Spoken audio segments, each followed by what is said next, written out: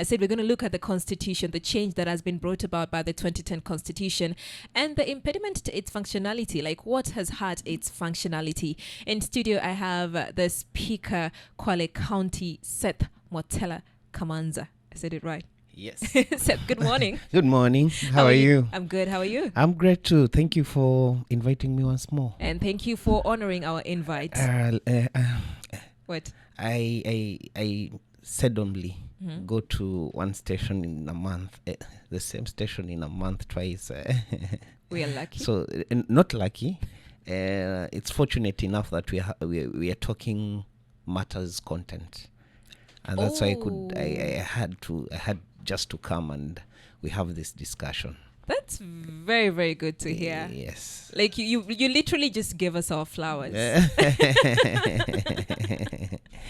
You see, you just said you enjoy our conversations. Yes. Yeah. They are very informative, and I think it's a platform. Yeah. That you need to forge ahead so that you can give or disseminate information to your listeners. I like that.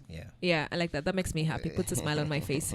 Thank you so much, Seth. Yeah. Now, when I look at so Kenya marked 15 years. Yes. Last week, now since the promulgation of the new constitution, and the new constitution has been was seen as a powerful tool designed to protect the marginalized, promote equality, and uphold justice across all sectors. Yes. And one of the things that I believe, the major things that the 2010 Constitution brought about was devolution, right? And that was part of decentralizing power from the national government all the way, like trickling it down, uko chini. If we're looking at 15 years later, I want us to give a brief recap of 15 years later, looking back 15 years later, why was it necessary, first of all, to change from the old Constitution? And do you think that we Kenyans, have understood what was at stake? Okay. For the alpha. Yes. We say the Gen Zs and alphas. Let me give a small history of where our country has come from. Please. In 1963, the country was being colonized by the British. Yeah. And before that, we used to live in our African ways. Many tribes had their own regions where they used to stay. Yeah. And that's why it informed that the Mijikendas are in the coast, the Luos are in the Nyanza, and the western, the Luyas. Yeah. In essence, people used to live like villages, and then they grew to the tribes that we are in. And then when the colonialist guys came, or the imperialist came, they saw that people used to live in certain cocoons that are either tribal, they talked one language, and then they developed something called districts. I remember that. And then after that, we had now the new Kenya order, whereby we got our independence. And after the independence, we now were informed by the districts that the colonialists gave us. Meaning, as at the time that we were being given our own independent baton, so that we can ukisikia Madaraka Day, ile Madaraka Day ndio siku wa Kenya waliweza kupewa madaraka yao ya kuweza kujisimamia. And as at that time, it is when we had the first prime minister who was seen as a transition to the Kenyan government, who was being insinuated to be the president then. So, and then after that we got the Jamhuri. Sasa wenyewe wanasema sasa ile ndio the full uhuru ambayo tulipewa kama nchi na tukajisimamia. Now we had our own president but before that, our leaders, and I'm telling this story because it is what will build to the tree that we are having right now. And as then, there was an introduction by the Kadu, the Kadu faction, which included Akina Moi akina the Ngalas, they wanted majimbo system. But because of the capitalists who were then in power, they did not want the majimboism kwa sababu they thought power will be decentralized. Before you continue, when you say majimbo system, could you break that down? Yes, the majimbo system then, the coast region was to be its own region, like the former provinces. And that's why there was introduction of the provinces, which then we had 8 provinces. And the 8 provinces had districts below them. And districts had divisions in them. And that's why you could hear their... So when the leadership then did not agree, they decided to put the district divisions, and then we had the DOs, the DCs, I remember and the that. PCs. Are we together up to there? Yeah. But the unfortunate bit was that these people did not have political power. So they were civil servants whom reported back to the centralized system. So power was still centralized. Yes. Yeah. So from then we created a seed whereby we developed a very strong president with a lot of powers, because the president could come here and decide, even if it's your land, and decide to acquire it and give it to another person. Those were the powers that the president had. The president could come to you and say, the whole of this place, I am changing the name right now and today. So the president was so powerful in an extent that no one could question, even the constitution then, you thinking that the president is going to die was treasonous. So that constitution is what we had until 2010. So with the new order again at 2010, people decided that we need to do a bit of changes and strip off the presidency some powers. Therefore, the main effect of the 2010 constitution was to strip the centralized power, to devolve it so that it is not only into the presidency. And right now, let me tell you, the strongest unit in our constitution is the parliament. The parliament can decide today to remove the president, which previously the constitution was not even allowing. It could not. It could not even think doing that. So right now, the parliament can decide on our budgets, can decide. So it is unfortunate that the current MPs, if I say, is that they are sleeping on their job. And that's why the president looks a bit powerful or more powerful than any other institution. And let me tell you, with the rule of the law, or the rule of the law is that, when you hear the word sovereignty of institution, the executive, the parliament, and the judiciary, these are 3 arms of the government, and all the heads of this institution have equal power. Do you know that? The powers that the president is having should be the same as the powers as the speaker is having of the National Assembly, and there's the same as the judicial the Chief Justice has. But unfortunately, you see, the president also looks a bit powerful than the other 2. Why? It is because the constitution is not fully implemented. Okay, so you've brought about a lot of things. You've talked about parliament's independence. You've talked about the judiciary, which is also something that the 2010 constitution tried to implement, judicial independence, right? And then also we're looking at now changes to the legislature, that is bicameral parliament, where now the parliament was created consisting of the National Assembly and the Senate with specific functions to each house to enhance checks and balances. Right? Now, if we look at the presidents, I want to take us back to the presidents, because you've said right now it's like parliament has forgotten its mandate. And one said it last week, Otiende Amolo, like to believe it's he said that indeed parliament has forgotten its mandate because it's supposed to be independent, right? But we're seeing MPs also just being affiliated to to their respective parties. Let's look at our presidents, starting with Mwai Kibaki, and then looking at Uhuru Kenyatta and now Ruto. How have these presidents had the implementation of this constitution?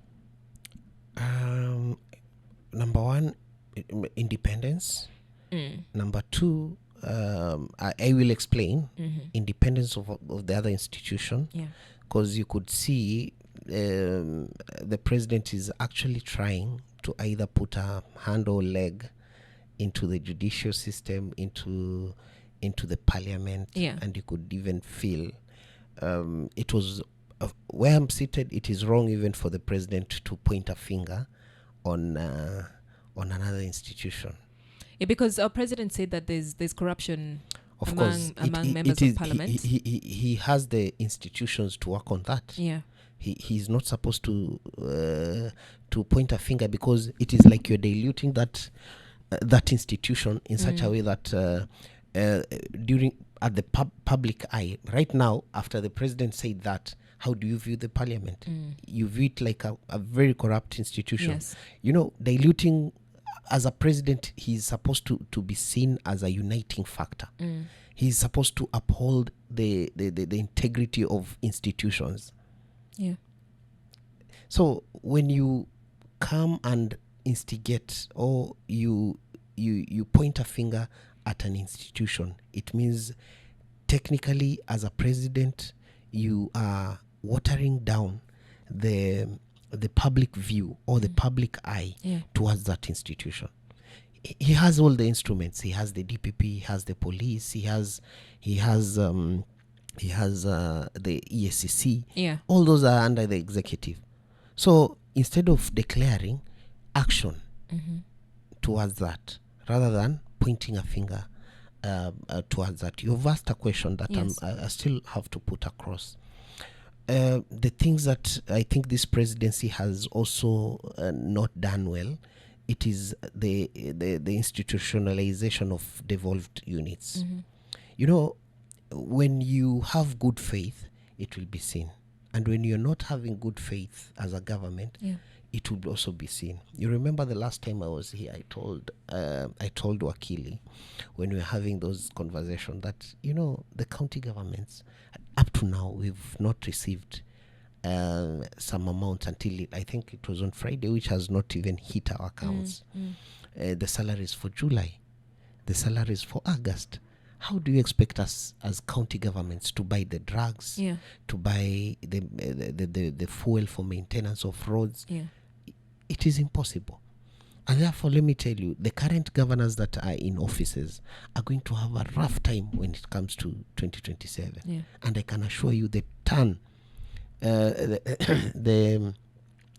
turnaround of the governors currently seated, it would be not more than 20%. Okay. So Seth, I want us to look at these presidencies, right? Yes. Because I know we're going to get into devolution and also how, in as much as it is, and I still say it is a good idea, but it's not being implemented, right? So I want to take you back to 2011. Yes. Former and late President Mwai Kibaki.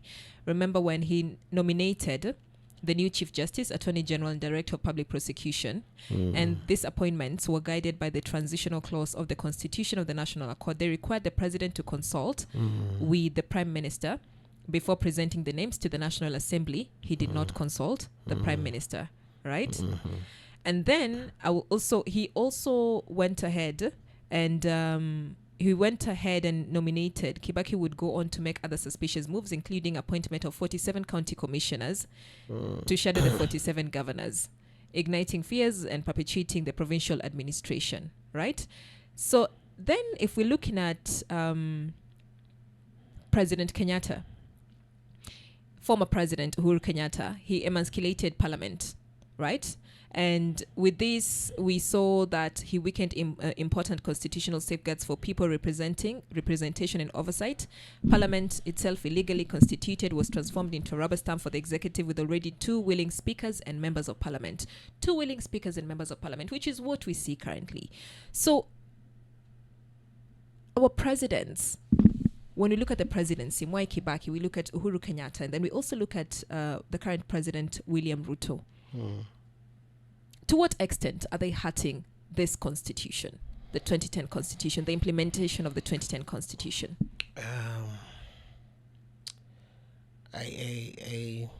As I've indicated earlier, is that you see the president with goodwill to ensure that other institutions are reflecting in good image of the public. Yes.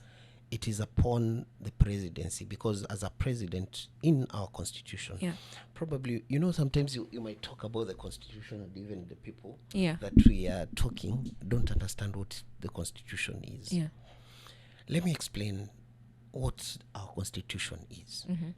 Our constitution is the highest law in this land of Kenya that gives power to the presidency. I'm coming to your point. The presidency was developed through the constitution. The parliament was developed through the constitution. The judiciary was developed through the constitution.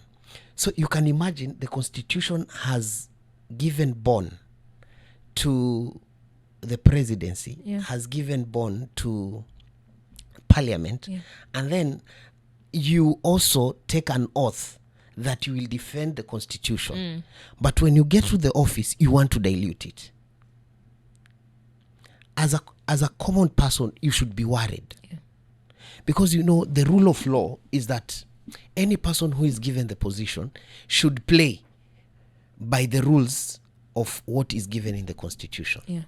And probably if I give an insight, you see, the constitution has guidelines of how the president is also supposed to perform his duties on the duties that are put into writing, or we say coded, in such a way that any person who comes to that office understands the start and the full stop of where the duties and roles that are supposed to start and where they're supposed to end. But unfortunately, you find that when people get into these seats, they forget that, in fact, that same constitution gives you only 10 years. And after the 10 years, you become a normal citizen. Which means if you are a normal citizen, now you will start seeing that this government is starting to go wrong. Forgetting that you are there and you are supposed to follow the same streamlines. The same way. For example, a good example of how power can be very transient. Uhuru Kenyatta was in power for 10 years. But when he was out of power, his own ranch, people went, took the goats, tried to slaughter. It was raided. That's out of rule of law. Meaning, if the society becomes unruly today, it becomes unruly today. Generally, the country becomes not in order. And that's what we saw with the Gen Z uprising in 2024.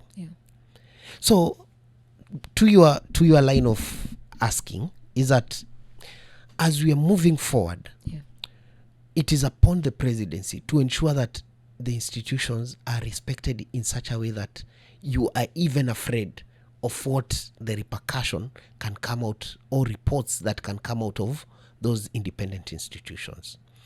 Therefore, as we have seen the presidencies of Mwai Kibaki had his flaws regarding his leadership towards other institutions that were created. And, with Kibaki, you could allow. But with Uhuru, he was the first president to actually feel the wrath of this constitution. Because there was a time even he did not want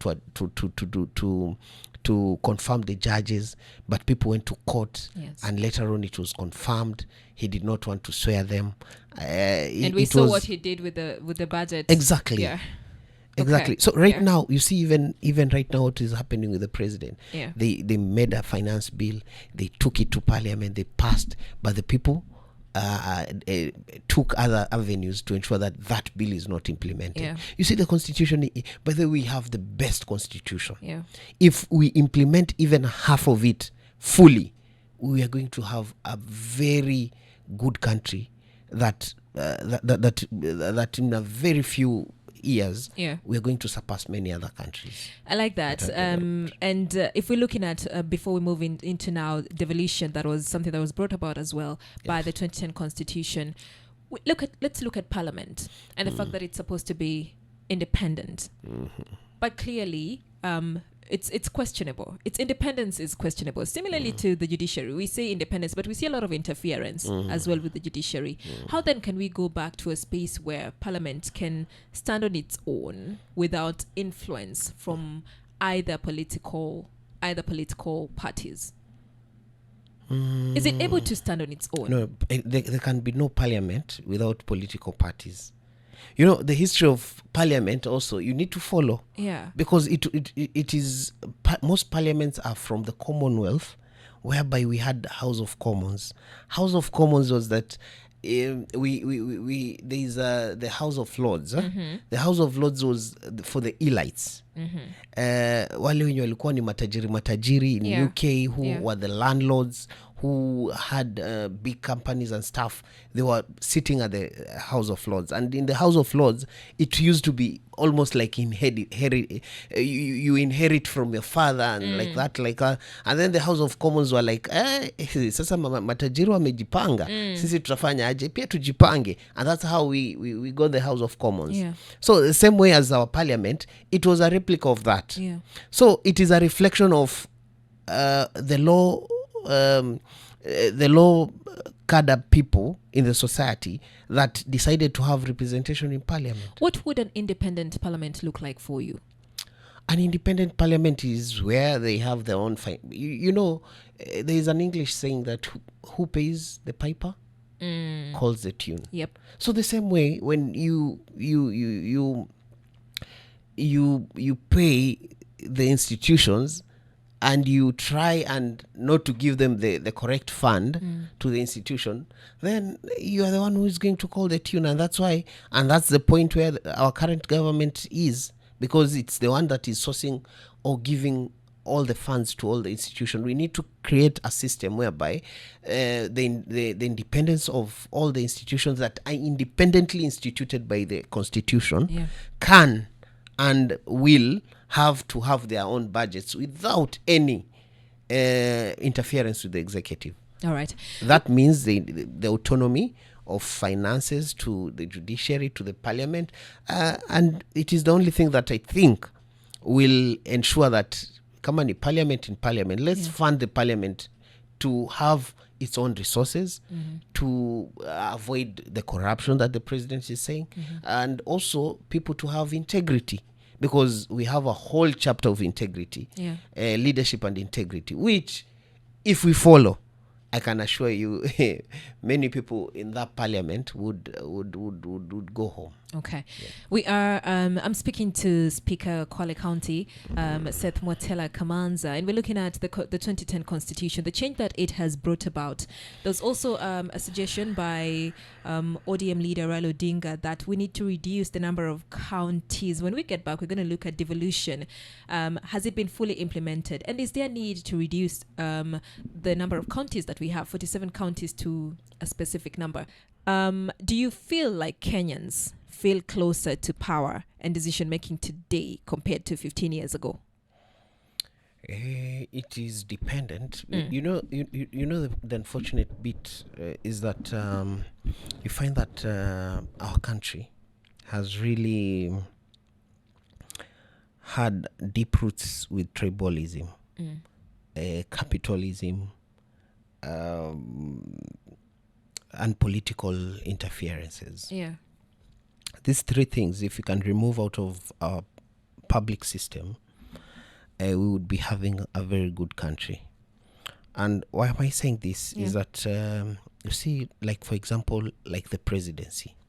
If someone gets to the presidency, he has to get a Kikuyu, a Luo, a Luya, a person from the coast, so that it reflects the tribes that actually voted for him. If there is a tribe that didn't vote for him, technically he will avoid, in whatever cost, to appoint such a person, rather than us having a system whereby we get professionals so that they get work done.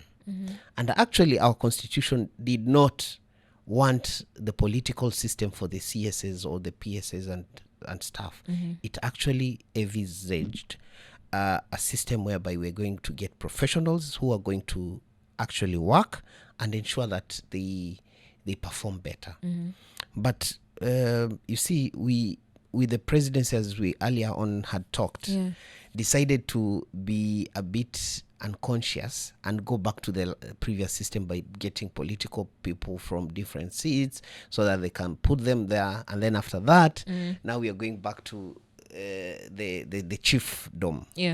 Whereby we get this person is from Kwale, this person is from Mombasa, he looks a bit powerful by getting votes for the presidency. So that's where it has diluted the constitution. Number two, you see the powers of the constitution. Let me stray you apart. You know, the fourth schedule is very clear on the duties or the powers of counties are clearly listed in the fourth schedule. For example, it indicates that agriculture, and it goes ahead and tells you that agriculture will include crops and animal husbandry. It will include livestock, sale yards. So the county government are given powers to create livestock sale yards. They are supposed to manage the county abattoirs. They are supposed to ensure that we have nice plants and animal disease control systems. They are supposed to look into the fishery, county health services, also include. That's the second point. The county health include the county health facilities and pharmacies, the ambulance services, promotion of primary health care, licensing and control of undertaking that selling of food in public, veterinary services and regulation of the profession, cemetery, funeral parlors, and crematories. You can imagine it is that specific. So you can imagine how many counties have delivered on crop and animal husbandry. Ask yourself. Ask yourself how many counties have delivered in livestock sale yards. How many? Has your county delivered? I'm not in the executive. You need to call COG. You know COG? Council of Governors. Yes, you need to call someone from there so that can give you the right statistics. You know, the constitution goes ahead even to tell you that the county, the fourth one, cultural activity, public entertainment, public amenities include betting, racing, liquor, cinemas. All those are under the counties. Video showing, library, museum. How many of these have been implemented? You remember my point that I do. That this constitution is not fully implemented. Yes. It goes ahead and tells you that 5 county transport include county roads, street lights, traffic and parking, public roads, ferries and harbors. Ferries and harbors. Let me ask you, the ferry here in Mombasa, who controls it? The national government. Yes. So you know the simple things as human beings. Let's just go to the law. And what I'm reading here is the law. And what I'm giving here is also the law. So ask yourself, for example, like roads. Why should the government still remain with the money for county until counties have to go to court for the court to do a declaration that the fuel levy amounts should be taken to the... Why? So what you're saying is the decentralization of power has never really happened as it should have. It has, but very partially. Why? In such a way, the presidency is the presidency of the national government has deliberately not accepted to to release some of the powers as indicated in the fourth schedule. For example, why should a national government give money to the county government to build markets? Why? Seth, yes, one of the main reasons, if you're looking at the 2010 constitution, yes, we said was to decentralize power from one person and trickle it down to the people, and also ensure that citizens from different counties, now we call them counties, areas or regions, are able to receive service, right? Hence the creation of the county governments. But now we're also seeing a space where, with since the 2010 constitution, with the presidency of Uhuru Kenyatta and then President Ruto as well, this has not really trickled down. That's why initially I said how the presidency is hurting the implementation of the constitution. If this is the state, why do you think that the national government is holding on to these services that need to trickle down? And if it's holding on to it, will there be a full implementation of devolution? You see, people need to be sincere, and I'm sorry, should I say the truth? Go ahead, please say the truth. People are reluctant to release this because of the funds that are involved behind a certain core mandate that is supposed to be given to the public. For example, why should you remain with the health money and create, I repeat again, why should you create or bring or say that there is a minister for health and the other thing is devolved? Why should we have a minister for education? Yet it's devolved. Why should we, okay, not fully devolved, but why should the minister start? The ministers are supposed to just create policies and still go back. We should not be having a minister for water and irrigation. All those are devolved units. We should not be having a minister for sports. All those are devolved functions. We should not be having a minister for housing. Those are devolved units. We should not be having a minister who is standing in for agriculture. Those are devolved units. Health. Those are devolved. They're supposed to be departments under the Ministry of Devolution. And once you do that, the policies will be coming from there. So out of those functions that I've given you, they're supposed to be devolved. And let me tell you, do you know, if I tell you, there is even a point that if I tell you today, and many of our listeners would be shocked. Go ahead. Electricity and gas reticulation and energy regulations are supposed to be under the county government. Really? Yes. And that's under the fourth schedule, E. Do you think if all this were devolved, could the counties actually effectively implement what they're supposed to? You see, the drafters of the constitutions, our constitution, had walked all over the world. And let me tell you, devolved or federalism is one of the best systems if it does not play along capitalist structures. For example, let me tell you, if you go to China today, they have provinces. And those provinces, they are fully devolved. They are fully devolved. And out of that devolution of their units, Hong Kong, do you know it's a part of China? Do you know that? You go to German today, Frankfurt. It is an economy of its own. You see the VWs and the Mercedes Benz. All these vehicles are being produced in devolved units in the German. If you go to America today, the devolved system is too capitalist in such a way that all the revenues that are being produced there, they are actually running their own states. So are we greedy? Are we holding on to power?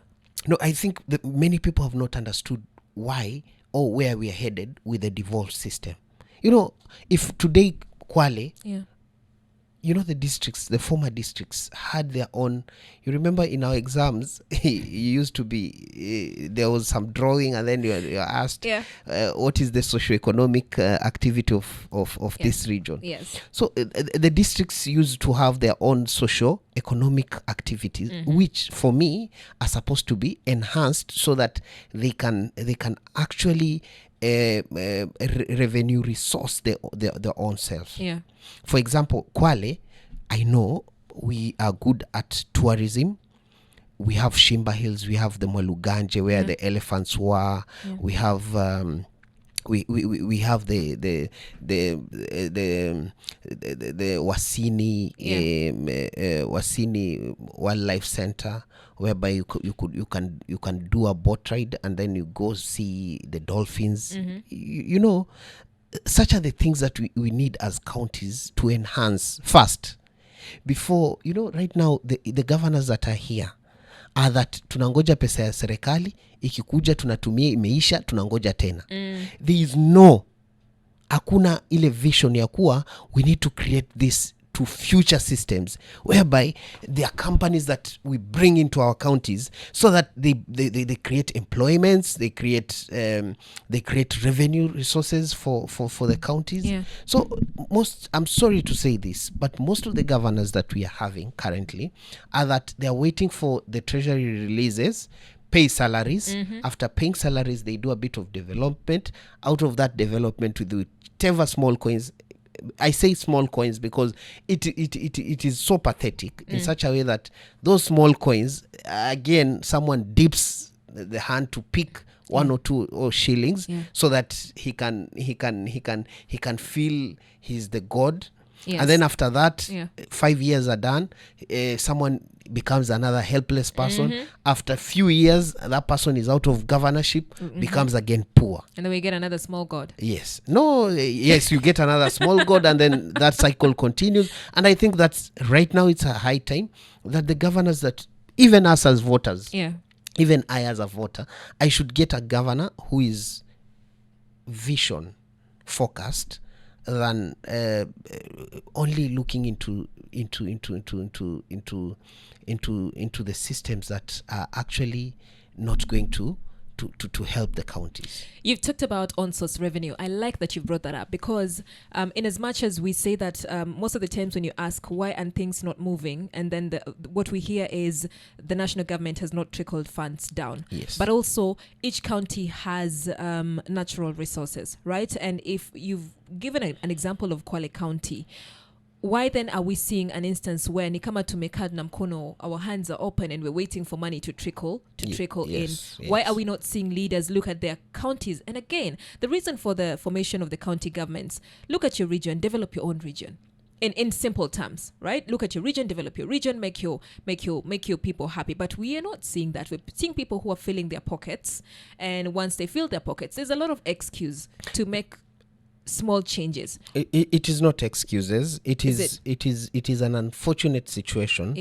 Whereby I've indicated and I'm still indicating.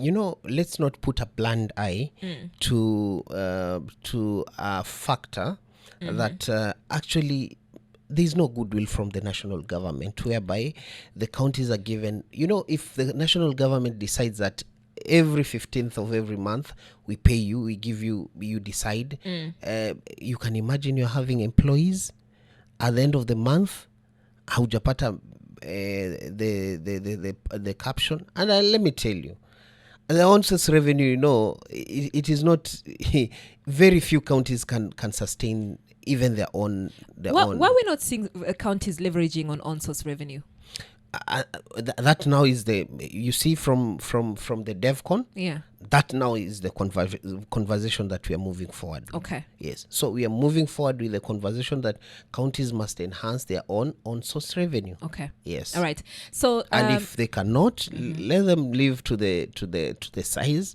They, even me, I had a discussion with some key players, and they were indicating that let counties, ikiwa county inapata 400 million in a year, let them live within the 400 million on their own on their operations. Okay. So that you don't burden so much into the national treasury releases. All right. Yeah. So ODM leader Raila Odinga also stated that we need to reduce the number of counties, that the 47 counties are too many and resources are spread too thin. So do you support the call to reduce the number of counties, and what impact would that have on the constitution? Unfortunately, I don't support that position. Why? In this way. Let me take you back to our former constitution. Our former constitution had 8 provinces, and with the headquarters in Mombasa. In the coast, our headquarter was in Mombasa. Let me tell you, Mombasa developed more than any other district. And it went to an extent that right now it is almost becoming a city, or it's already a city. While in Kwale, many people languished in poverty and lack of education, lack of roads, lack of nice water systems. So many people did a lot of rural to urban migration. So Mombasa became a hub whereby most people wanted to either work, do business, or develop in Mombasa and buy property in Mombasa. That way, it made the system be reliant to one point. I'm just giving a story. And that is the story when you go to Rift Valley, Nakuru. That's the story when you go to Kisumu, which was the Nyanza hub. That's the story if you go to Kakamega. That's the story if you go to Embu and Garissa. While Mandera, Wajir, and any other and all others, those did not develop until today when we are having the counties. Why am I telling you this? I am telling you so that we get into insight of why the drafters of the constitution decided to have 47 counties. And it is because of this solemn reason. See, this solemn reason to ensure that there is equalization of resource distribution towards all the districts that we had then. And I can assure you, and I can tell you, that if it were not for the challenges that we're facing right now, many counties would not be where they are, or they might not be heading to where they're supposed to. And let me tell you, right now, Kwale has 540 ECD centers that were built between 2013 and 2025. That is a success story that many people are not going to say. Between 2013, right now we are having the Kwale teachers. We are having other village technical colleges that are all over the counties, all over the country, that are put in a step ahead of where we were at before the implementation of this constitution. So tunasema nini? Tunasema if today we say we connect the 6 counties, na tuseme Mombasa ndio inatulead, where will Kilifi be? So you're saying we're still going back to that state where power will be centralized? Exactly. It is like you are removing Nairobi to bring it to Mombasa. And right now,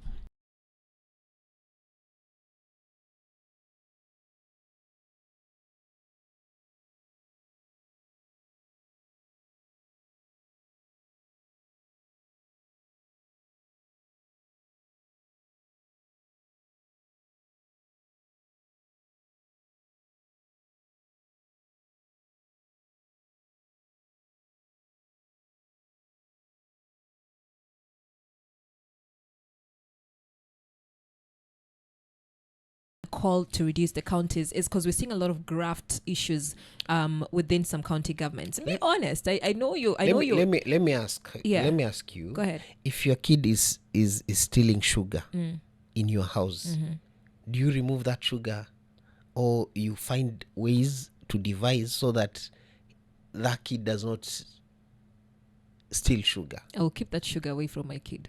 You'll keep away. I will talk to my kid and then keep the sugar away from my kid. If you do that, let me tell you, you will have a very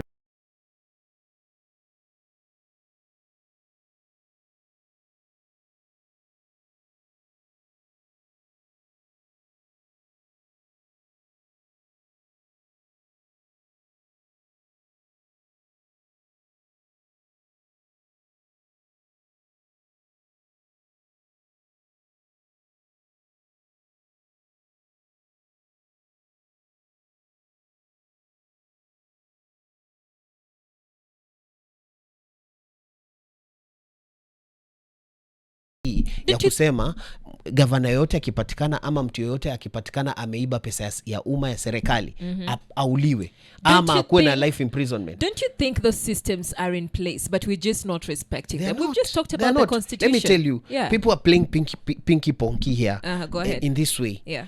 Why would someone ameiba billions and then anaambiwa return that money or you're given a fine? That person should be locked. Yeah. You see, that person should be locked for forever and ever. Yeah. Because that is a person who has created deaths, who has made hospital lose money. Yeah. You should be locked forever, if not life imprisonment. So you know, if a country is really serious on fighting graft, let's fight from the laws. That's what I'm trying to say.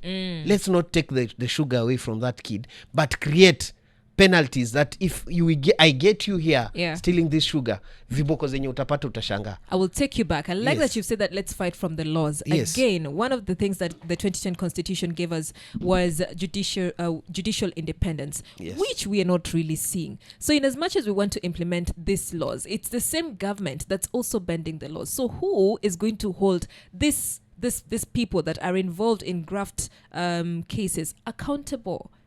Who is going to hold them accountable? Let me tell you, what I know. Yeah. What I know is that our laws, our laws are very, our institutions, the constitution itself created avenues of checks and balances.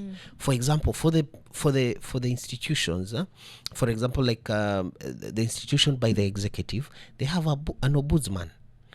And if you feel the ombudsman is not doing it right, you still have an avenue to report through the EACC. Those are enough check and balances. If this institution could be working, I can assure you, then we would be moving forward. All right, I'm speaking to Seth Mwatela. Kamanza is the Speaker of Kwale County. He mentioned the EACC and I was, you know what? Let's listen into the news and then we'll get right back. Ma, I see your question. We will tackle it when we get right back. Good morning.